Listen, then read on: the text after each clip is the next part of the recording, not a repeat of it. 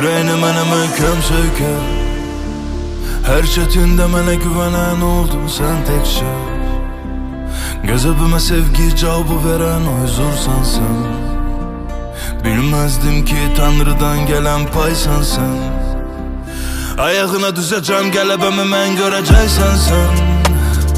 Qanımda axan, ürəkdə atan eşqsən sən. Güneşlə açan, ümidlə bitən günsən sən.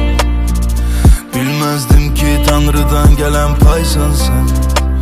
Görəcəksən sən. Hey, min söz desəm əvəz edə bilməz, adiləşməz və təsiri getməz.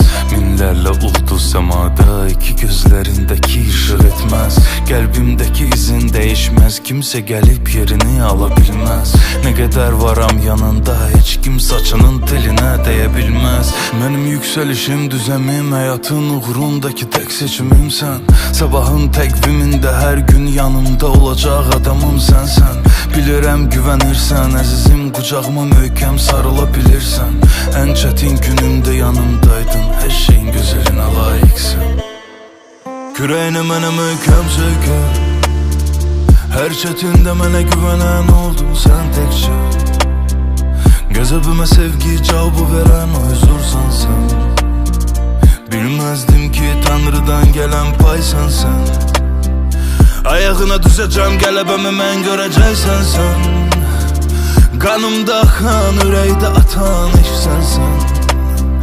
Güneşlə açan, ümidlə bitən günsən sən. Bilməzdim ki Tanrıdan gələn paysan sən. Görəcəksən sən.